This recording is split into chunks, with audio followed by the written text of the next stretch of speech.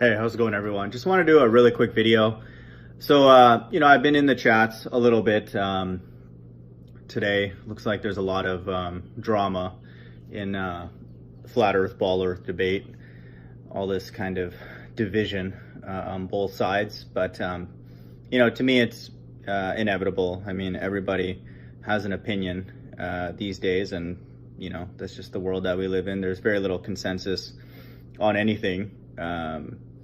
Unless, it's a narrative fed by the government. There's quite a few people who are aligned with that, but apart from that, there's very little consensus. And it looks like even within that, there's some division. Like the non sequitur channel is throwing rocks at one another and all that kind of stuff. So, a house divided cannot stand. I mean, both sides are divided. The truth side's divided, the non-truth side's divided. And then the summation of those two would obviously, by definition, be divided. So, this place is completely finished in my mind. But I wanted to talk further a little bit about something that Pete Shea keeps saying. And I'm going to kind of get on his case now more because I think he's hurting quote-unquote truth community more than he's helping. But, he keeps pushing that Obama and Will Smith are the same people. Which is just confusion. It's even if that were the case, it's completely irrelevant to anything. And so I'm going to kind of get on him to start getting his opinion on financial stuff. Everybody's pretty much hush-hush on financial things, and it's blatantly obvious. So there's something else going on, in my opinion, for people who do that. But Will Smith, what I would guess, again, we don't know for sure, is a so-called Negro. He would be what people would label as a so-called African American, and Obama is an African. And then most people assume that those two people are the same, that African American and Negro are one-to-one, but that is not the case. And I wanted to use a source that the Hebrews use quite often, and to me is very compelling. In the Zondervan Bible Dictionary. So Zondervan is a well accepted and respected, publisher of Christian material, and one would think, would not be biased in any way. They would probably be biased towards evangelical Christianity of anything, certainly in their publications here in the U.S. But so in the Zondervan Bible Dictionary, if you look up Ham, Noah had three sons, Shem, Ham, and Japheth. And the Shemitic people are all the people that are descendants of Shem.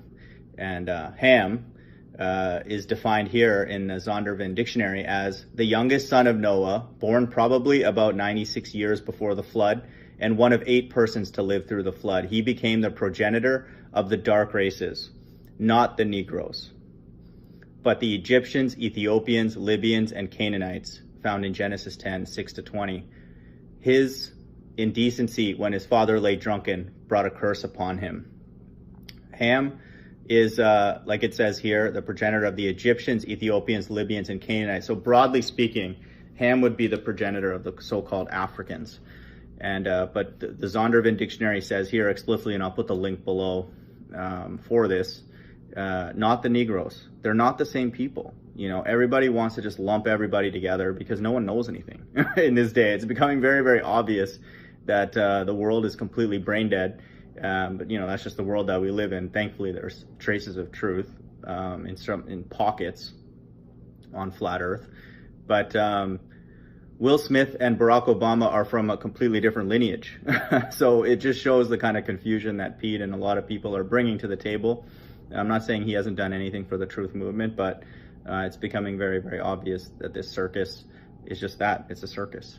So I just want people to consider the fact that, now if they're not from Ham, they're either from Shem or Japheth, and there's plenty of support that the so-called Negroes are Shemitic people. They are Semitic people. Again, that does not mean that all of the Israelites are dark-skinned and will look the same. That's just not true. All these people that came from Ham, Shem, Shem, Ham, and Japheth, have gone to different parts of the world, and they've married people who are local to those areas, and there's been mixing and all that everywhere, and to this day it's happening. So one would think it would happen in a greater concentration in the olden days when there's less and less people, so there's just less sort of permutations, that can happen. So, once one group mixes with another, that's going to create, a large offspring, large group of people from that mixture. And that's what we have, in front of us. And so, that's the case, and now and certainly in the past. So people who are from a lineage of Shem, will, like I said, look like all different people. They'll look dark skinned, they'll look light skinned, and everything in between. And they'll look Asian, all that kind of stuff. This is God's plan. He wanted this confusion, but he also wanted certain things to be clear.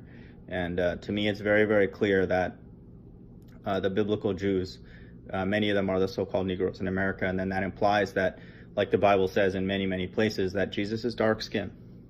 This is an invitation that my channel offers to people to worship the God of the Bible, and for what it says, and the narrative that he has set forth for them, and people who are enslaved worldwide, we all are to some degree, is his plan.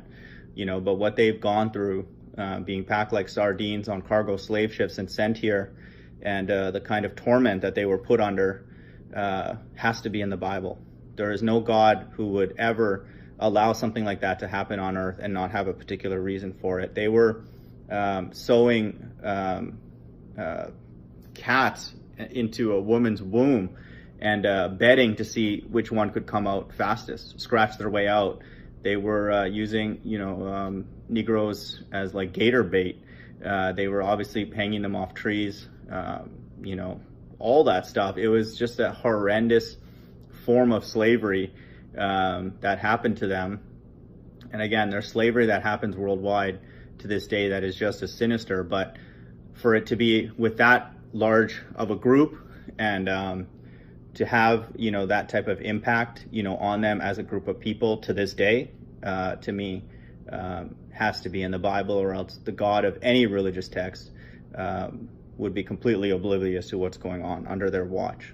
And so to me, that is a fulfillment of Bible prophecy. Ultimately, the enslavement is prophesied for all of us in the end times, but that level of devastation has to be for a spiritual purpose. Hope everyone's doing well. Bye.